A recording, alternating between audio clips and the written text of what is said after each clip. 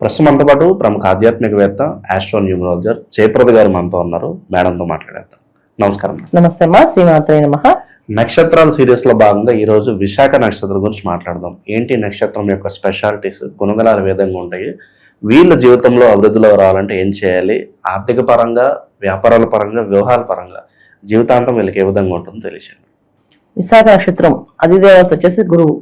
ఈ నక్షత్రం వచ్చేసి 3 పాదాలు తులారాశిలో, 4వ పాదం వృశ్చిక రాశిలో ఉంటాయి. తులారాశికి అధిపతి శుక్రుడు, ఆ రాశిలో ఉచ్చ స్థితి ఉన్నది శనేశ్వరుడికి. అందువల్ల వీళ్ళకి శని భగవానుకు అనుగ్రహం, గురువుకు అనుగ్రహం, తర్వాత శుక్రుడికి అనుగ్రహం, ఈ 3 కలిగి ఉంటాయి. తర్వాత కుజుడు అనుగ్రహం కూడా ఉంటుంది వీళ్ళకి, విశాఖ నక్షత్రం వాళ్ళకి. అయితే ఈ 4 గ్రహాల అనుగ్రహం ఉండడం వల్ల ఖచ్చితంగా వీళ్ళ జాతకం లగ్నం బాగుండాలి. పుట్టుకతో వీళ్ళ లగ్నం ఖచ్చితంగా బాగుంటే మంచి హై స్థాయికి వెళ్తారు, బాగా చదువుతారు, మంచి రంగంలో రాణిస్తారు, మంచి అభివృద్ధి ఉంటుంది. ఉద్యోగంలో, వాటిల్లో, వ్యాపారాల్లో పై చేయవలదే ఉంటుంది.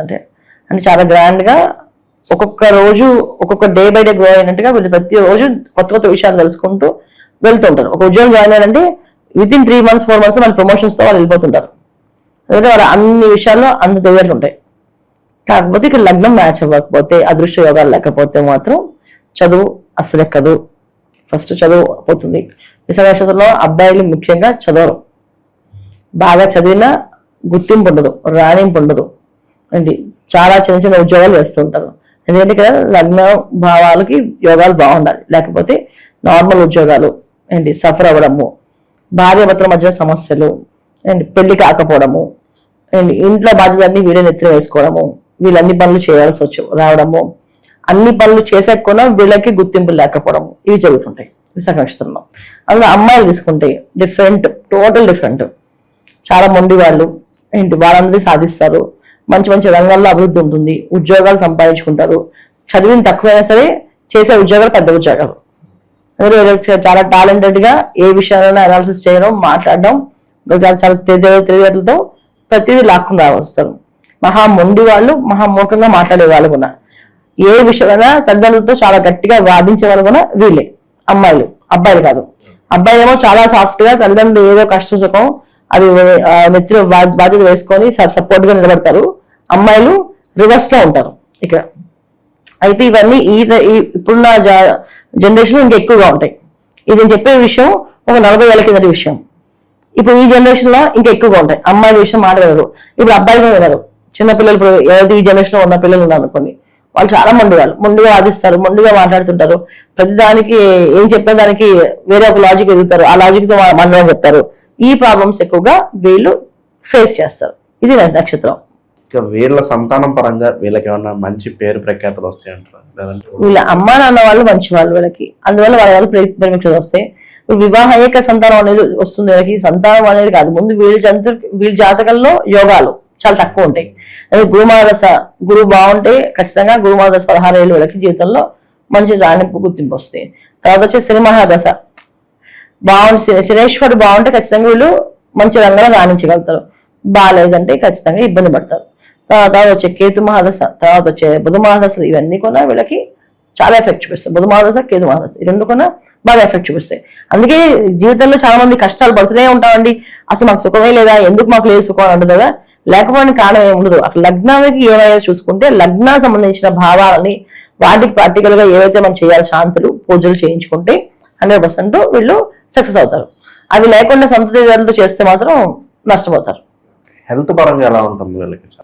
ఆరోగ్యం బాగానే ఉంటుంది, ఇబ్బంది లేదు. ఆరోగ్య విషయంలో కొంతమందికి అమ్మాయిల విషయంలో తీసుకుంటే ఇప్పుడు ఫాస్ట్ ఫుడ్స్ ఎక్కువ తింటే కనుక అది వీళ్ళకి కొంచెం ఎఫెక్ట్ చూపిస్తుంది. చాలా మందికి సంతాన భాగ్యం ఉండదు. ఈ నక్షత్రం వాళ్ళకి సంతానం కలగడానికి చాలా ఆలస్యం అవుతుంది. సంతానం కలగకపోవడము, తర్వాత అమ్మాయిల విషయంలో హార్మోన్స్ చేంజ్ అవ్వడము, కొంచెం ఇబ్బంది పడ్డము, తర్వాత పుట్టిన పిల్లలు సరిగా పుట్టకపోవడము, ఇలాంటివి జరిగే అవకాశాలు ఎక్కువ ఉంటాయి. అందువల్ల కొంచెం జాగ్రత్త చూసుకోవాలి ఆరోగ్య విషయం. డబ్బు పరంగా మనస్తత్వం ఏ విధంగా ఉంటుంది సాధారణంగా? డబ్బు విషయంలో నిలబడదు. డబ్బు అసలు ఫస్ట్ ఆఫ్ ఆల్ డబ్బు చేసి నిలబడదు. అమ్మాయికి చాలా డబ్బు ఉంటున్నప్పటికీ కూడా అది ఎవరికి ఇవ్వరు. వాళ్ళు కొంచెం లోపత్వం చూపిస్తారు. ఏంటి నాది, నేను సంపాదించింది, నా ఉద్యోగం, నేను కష్టపడి సంపాదించుకుంది, నేను చేసుకుంది, నా వల్ల వచ్చింది, నా వల్ల చేసింది అని వాళ్ళు అలా వాదిస్తారు. అబ్బాయిల విషయంలో అసలు డబ్బు నిలబడదు. ఉంటే ఇస్తారు వాళ్ళు, కానీ ఉండవు వాళ్ళు డబ్బులు. సో వాళ్ళు చాలా గట్టిగా పట్టుకొని ప్రార్థన చేస్తున్నా సరే ఉండవు. ఏదంటే ఎవరైనా ఏదైనా మాట్లాడితే ఫస్ట్ నో అని చెప్పేస్తారు, తర్వాత జారిపడి మళ్ళీ వీళ్ళే ఇస్తారు వెళ్ళి, అది మొత్తం పోతాయి డబ్బులు. అది సో వీళ్ళ చేత అప్పు ఇచ్చినా ఎవరికైనా డబ్బులు సాయం చేసినా తిరిగి రావు. సాయం పొందేందుకు కృతజ్ఞత చూపించరు, డబ్బు అప్పు ఇచ్చినందుకు అప్పు కొని తెచ్చరు. ఉద్యోగమా వ్యాపారం అంటే ఏం చెప్తారు? ఉద్యోగం వ్యాపారం వస్తుంది. ఉద్యోగం వస్తే కనుక ఉద్యోగంలోనే స్థిరంగా అదే ఉద్యోగంలో వెళ్ళాల్సిందే. ఎందుకంటే లగ్నం బాగుండి లగ్నానికి శుభగ్రహాల దృష్టి బాగుంటే వీళ్ళు డే బై డే గ్రో అవుతారు, లేకపోతే డే బై డే డౌన్ అవుతారు. ఆస్తులు ఉంటాయి, తల్లిదండ్రులు ఇచ్చిన ఆస్తి ఉంటుంది, ఆ ఆస్తిని కలిగిస్తూ ఉంటారు. దాని తల్లిదండ్రులు ఒక పేరు ప్రఖ్యాతులు కలిగిస్తుంటారు. ఇప్పుడు అంత పెద్ద ఆయన నువ్వేంటయ్యా ఇంకా సంపాదించలేకపోవు, ఏంటయ్యా నువ్వు చేసుకోలేకపోవు, అది మీ నాన్నకుని తెలియదు నీకు రాలేదేంటి అని చెప్పి మాట్లాడుతుంది కదా, ఇవన్నీ కూడా వీళ్ళకి ఎఫెక్ట్ అవుతుంది. సో వాళ్ళకి రాకపోతే ఏం లేదు, కానీ వాళ్ళకి అదృష్టం కలిసి రాదు కనుక అంతే. అదృష్టం బాగుంటే డెఫినెట్ గా వీళ్ళు టాప్ లెవెల్లోనే ఉంటారు. అదృష్టం బాగాలేనప్పుడు ఖచ్చితంగా డౌన్ లెవెల్లో ఉంటారు, చాలా కష్టపడుతూ చాలా సఫర్ అవుతుంటారు. వివాహ యోగం సాధారణంగా ఏ ఏజ్ లో ఉంటుంది అంటారు వీళ్ళకి? వివాహం అవ్వడం చాలా కష్టం వీళ్ళకి, చాలా కష్టం. అమ్మాయిలకి కూడా అబ్బాయిలకి కూడా దోషాలు కాదు, లగ్నాలకి మ్యాచ్ అవ్వడం వల్ల దేవుళ్ళ వీళ్ళకుండే కొంతమంది అమ్మాయిలు ఈ రోజుల్లో ఉన్న అమ్మాయిలు ఏంటంటే ఎలా ఉంటారు, సో సెటిల్మెంట్ ఎంతవరకు చేస్తారు అని చెప్పేసి వీళ్ళు మాట విధానం మాట తీరు వాళ్ళు నచ్చదు, అందువల్ల చేసుకోరు. అమ్మాయిల విషయంలో వచ్చినప్పటికి అమ్మాయిలు అసలు పెళ్లి చేసుకుని వాళ్ళకి ఎవరికో మన బానిసపాల పనులు ఎందుకు చేయాలని చెప్పి చేసుకోరు. అమ్మాయిలు అబ్బాయిలు ఇద్దరు కూడా వివాహాలు ఆలస్యం వీళ్ళకి. వాళ్ళకి వివాహం చేయాలంటే అమ్మాయిలకి వివాహం చేయాలంటే తల్లిదండ్రులు పెద్ద టాస్క్, అబ్బాయి వివాహం చేయాలన్నా పెద్ద టాస్కే అది. ఎందుకంటే అబ్బాయి విషయంలో సెటిల్మెంట్ ఉండదు, అమ్మాయి విషయంలో ఎందుకు చేసుకోవాలని క్వశ్చన్ ఉంటుంది, సో దేనికి చేసుకోవాలని చెప్పేసి. అందువల్ల వీళ్ళు వివాహం ఆలస్యం అవుతుంది. ఒకటి అయినా సరే అంత ఆనందంగా సంతోషంగా ఏమి ఉండదు. సో ఖచ్చితంగా వాళ్ళ జాతకాలను చూపించుకొని పర్సనల్ జాతకాన్ని వీళ్ళు ఖచ్చితంగా చూపించాల్సిందే. వీళ్ళు ప్రతి అడుగు ఫాలో అయ్యి ప్రికాషన్స్ తీసుకొని ప్రికాషన్స్ ప్రకారంగా వీళ్ళు వెళ్ళగలిగితేనే వీళ్ళు అదృష్టం జీవితాలు అనుభవిస్తారు. అదర్వైజ్ వాళ్ళ సొంత నిర్ణయాలు సొంత ఆలోచనలు నెగిటివ్ గా వెళ్తాయి. మమ్మల్ని సొంతంగా ఆలోచించే వాళ్ళకి మంచి జరుగుతుంది, కానీ వీళ్ళు సొంతంగా ఆలోచిస్తే అది నెగిటివ్ జరుగుతుంది వాళ్ళకి. అందుకని సలహాలు పాటిస్తూ పెద్దవాళ్ళు చెప్పిన మాట వింటూ తర్వాత వాళ్ళకి కష్టపడుతున్న దాన్ని ప్రాక్టికల్ తీసుకుంటూ దాని ప్రకారంగా వీళ్ళు ముందుకు వెళ్తే కనుక 100% సక్సెస్ అవుతారు. ప్రధాన సమస్య వచ్చేసరికి సంతానం లేకపోవడం, అలాగే వివాహం సంబంధించి చాలా వరకు ఇబ్బందులు కనిపిస్తున్నాయి. మరి వీటిని చెక్ పెట్టడానికి మంచి మంచి రెమెడీస్ ఏమైనా ఉంటాయి అంటారు వీళ్ళకి? రెమెడీస్ వీళ్ళు ఎవరు పెద్ద పాటించరు, అబ్బాయి విషయంలో కూడా అసలు పాటించరు వీళ్ళు. కాకపోతే ఏంటంటే ఏవి నమ్మరు, అమ్మాయి అయితే అసలు ఏది పట్టించుకోదు. కనీసం ఇంట్లో వాళ్ళు చెప్పిన కొన్ని ఆచారాలు ఏవైతే ఉంటాయో సింపుల్ ఆచారాలు, ఇంట్లో ఆచారాలు అవి కూడా పాటించే వాళ్ళు, అవి కూడా చేయరు. చేసేవాళ్ళు చాలా తక్కువ మంది, 90% చేయరు, 10% చేస్తారేమో. ఎందుకంటే ఒక్కొక్కసారి లగ్నం బాగుండి లగ్నం శుభగ్రహాలు ఉన్నప్పుడు వీళ్ళు చేస్తారు 100%. అమ్మాయిని చేస్తారు, అబ్బాయిని చేస్తారు. ఒక 90% చేయరు. నాకు తెలిసిన వరకు జాతకం నేను ఇప్పుడు దాకా అనాలిసిస్ చేసిన అన్ని ఆస్ట్రో చార్ట్స్ అన్ని కూడా నాకు నెగిటివ్ వచ్చింది, పాజిటివ్ అయితే రాలేదు. సో పాజిటివ్ ఉండొచ్చు, ఎందుకంటే అన్ని నెగిటివ్ తీసుకోవాలి కదా. పాజిటివ్ ఉండొచ్చు, ఎవరైనా ఒక 10% అమ్మాయి మంచిగా చేసి ఉండొచ్చేమో, కానీ వీళ్ళు ఏ పూజలు పురస్కారాలు దేవాలయాలకి గుళ్ళకి గోపాలకు తిరిగే వాళ్ళు చాలా తక్కువ.